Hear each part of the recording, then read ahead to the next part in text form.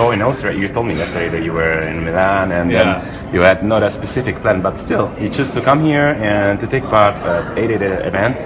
So what's the main reason why this event attract you? And you know you switch from a 25K tournament to a $500. So tell me something about it. Well, I think first of all, like one of the coolest things about poker and being a poker player is that you have a lot of flexibility to make a life that you want. And one of the coolest things I always thought about tournament poker especially was choosing destinations around the world that were really, really cool. And Innsbruck is a place that we've always wanted to come. My wife's been raving about it for years. She's always told me how amazing it is.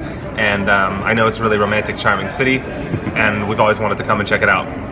Also, I really like what otD does. I know they put on really cool events. And so for me, going to poker tournaments especially is a lot more than just the poker. So the size of the event, the money, that's sort of secondary. I play tournaments a lot for fun, and like cash games are sort of my main thing. So when I'm playing there, that's like working poker for me, and this is a fun working vacation. And so I know that otD puts on a lot of really cool events, and they really combine a good balance of lifestyle and poker. And they always say that poker should be fun. And so it's really a lot of what I believe. And I think coming here and they put on skiing events and parties and stuff like that is really fun. And I knew this was going to be a great weekend. You know, 2-day event. It's fun. And you know, of course, I love playing poker. There wasn't any poker in Milan, so this is a great close stop. And it just, you know, everything sort of worked out.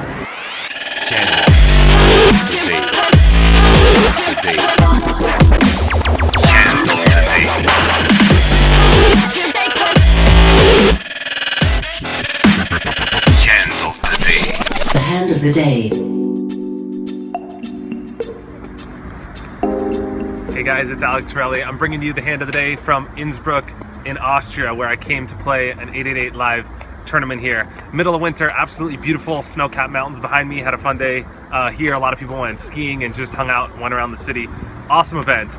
For more about the event, the behind-the-scenes look, stuff that I only share on my blog, of course, not only the lifestyle content that I have on my blog, but also after this video, I will share with you stuff that's only on the blog, strategy related to this hand, a lot more advanced concepts that I only share on my website. Head over to alectorelli.com and check out that material after this video. So this hand comes from day one of the main event here in Austria, and the blinds are 400, 800. I'm the chip leader at the table. I had been running extremely well, and I had about 75,000 in front of me. So a great stack for this portion of the tournament. And I raised in second position to 2,000 with 2 aces.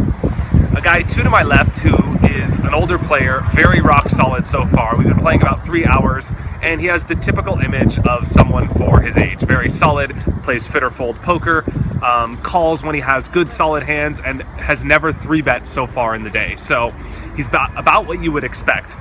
I make it 2K, he 3-bets me to 4,000, and it gets folded back around to me.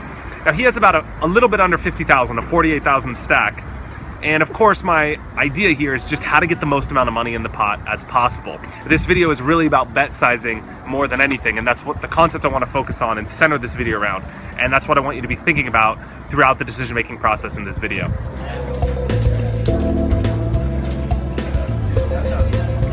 So my goal here is to keep him in the pot. I know that as long as we get to the flop, I will be able to extract all of his chips on pretty much any flop, so long as it's not completely disastrous. So I don't want to 4-bet here too big, because I don't want him to fold. At the same time, people that fit his profile don't really have a 3-betting range that isn't strong. So all of his 3-betting range is going to call a 4-bet, because he's not really going to be understanding that I'm never going to be 4-betting him light. So even if he has something like jacks, which essentially is a bluff catcher against a 4-bet, he's still not going to fold it pre-flop. That being said, I don't really want him to fold, so I don't want to make it a huge bet and then put him to a decision for all of his chips pre-flop. So you really want to find a middle of the range bet sizing, something that he'll definitely call, which will inflate the pot enough so that you could bet on subsequent streets and get all of his chips post-flop, but at the same time doesn't, put him to a decision for all of his chips pre-flop. So I decided to make it 12K. Can I get away with 14K? Probably, but it doesn't really matter, as you'll see in a second. Post-flop, I have still enough opportunity to get his entire stack. I make it 12K pre-flop, and he calls. We go heads up to the flop.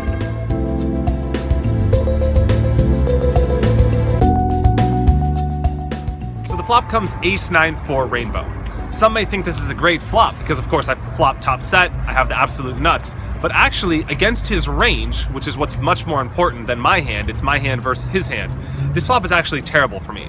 It's very difficult for me now to extract value. Of course, he could have something like ace-king, in which this would be a good flop, but against his range, which is much more strongly skewed towards pairs, this flop makes it very difficult for me to win all of his chips because, of course, if he has something like kings, queens, jacks, or tens, which is his most likely hand, now suddenly the ace on the flop is a scare card for him. So whereas before, if the flop was something like 10-4 deuce, I might be able to bet a little bit bigger and definitely win all of his chips post-flop with a bet of 8 or 10,000 on the flop.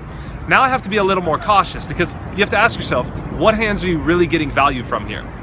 If he has something like ace-king, the bet sizing that I choose on the flop will not matter because no matter what I bet, he will put all his money and buy the river. So my goal here is not to think about what to do when he has a cooler, like ace-king or ace-queen, but rather how to extract money the times that he has something like kings, queens, or jacks. The second thing to consider here is my bet sizing has to be proportional to his equity versus my hand. When I have top set and he has something like 2 kings, he's drawing actually dead on the flop against my hand. So I don't really need to bet big because it's hard for me to extract value, and secondly because I'm not protecting my hand against any equity. So I took a very unconventional line here and I bet 5,000 on the flop. So the other reason I did that is because if you add up my bet sizing, if you think multiple streets ahead, if I bet 5,000 on the flop, 10,000 on the turn, 15,000 on the river, I essentially get his entire stack in by the river, but I slowly milk him along the way to get him to put in money and commit to this pot. So I go ahead and bet 5,000 on the flop, a bet that I know he will not fold his hand to, and I really want him to continue in this hand on the turn and build up, emotional attachment to this pot and get stuck. I bet 5,000 on the flop, he calls, and we go heads up to the turn. This is a great spot for me. The pot's 35,000, and he has less than that in his chips. He has about 30,000 left. So it's going to be easy for me to get all of his chips by the river.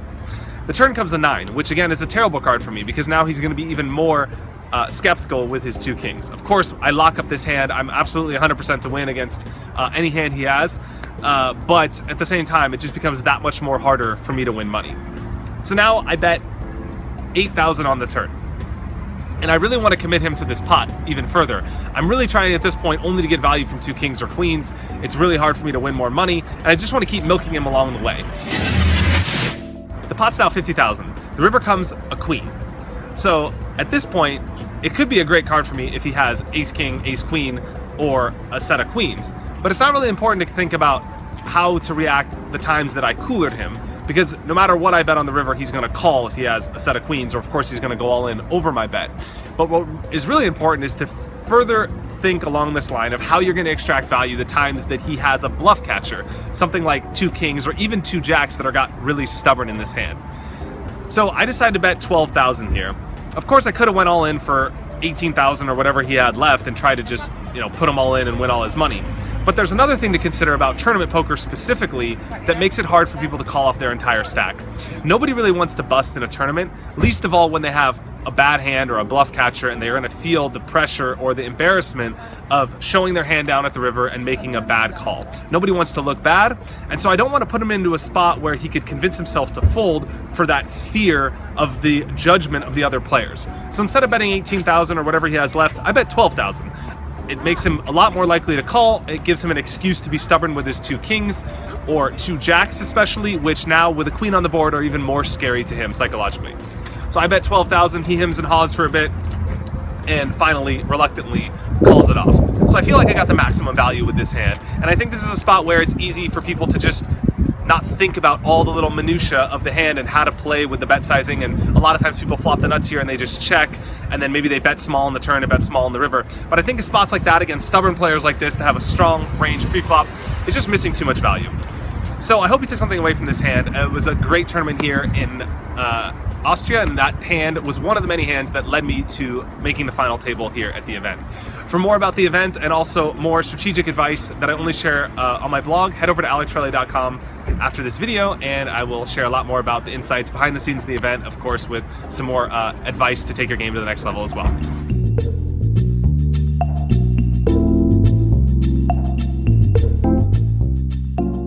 All right, subscribe to my channel, putting out a lot more content here on YouTube for you guys, and send me your hands. Looking forward to more material from you guys as well. Thanks a lot. Leave a comment. Let me know what you thought about the video. See you guys next time. Cheers.